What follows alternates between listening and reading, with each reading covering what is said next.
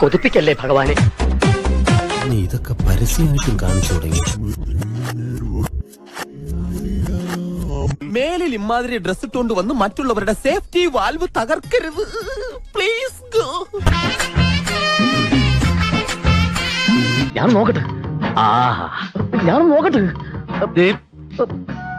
ഈ എക്യുപ്മെന്റ് ഇതൊക്കെ കണ്ടാ പിന്നെ എങ്ങനെയാ ഇവിടുന്ന് പോവാൻ തോന്നുക? പക്ഷെ ഞാൻ ഈ സംഭവത്തിന്റെ മറ്റൊരു വേർഷൻ കേട്ടു. ഇവിടെ മോല് കണ്ടോ? എനിക്ക് എന്തിന്റെ കേടായിരുന്നു?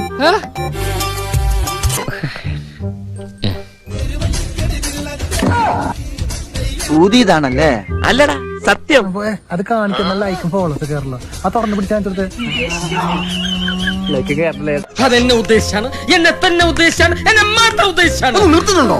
ഒരിക്കലും പോയിട്ട് നമുക്ക് ചലഞ്ച് കൊടുക്കാം. ഓക്കെ ഓക്കെ എല്ലാവരും കണ്ടോട്ടെ. കാണിക്ക് ആ സാധനം കാണിക്കാം.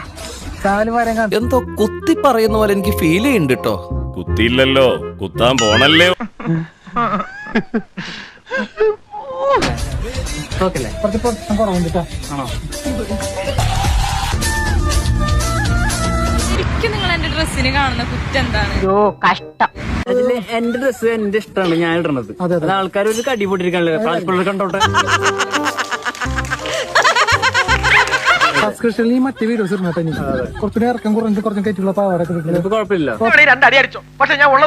അതൊക്കെ ഇവിടെ പറയുന്നത് അതൊക്കെ എല്ലാവർക്കും. സബ്സ്ക്രിപ്ഷനിൽ ഞങ്ങൾ പുതിയ ഫോട്ടോസ് വരുന്നുണ്ട്. കാരണം 300 രൂപ ചാർജ് ഉള്ളു.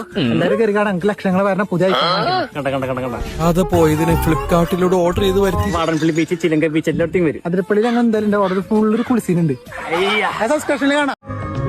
കോട്ടെ സാരല്ല, ഞാൻ മാത്രമേ കണ്ടുള്ളൂ. ഇനി ഇവിടെ നിന്ന് അഴിവണ്ടാവാ, നമുക്ക് അങ്ങോട്ട് മാറിയിക്കാം. ഇനി ഞാനിവിടെ നിന്ന് ഡയലോഗ് പറഞ്ഞാൽ കരഞ്ഞു പോകും. ഉസ്മാനെ രക്ഷപ്പെട്ടോ.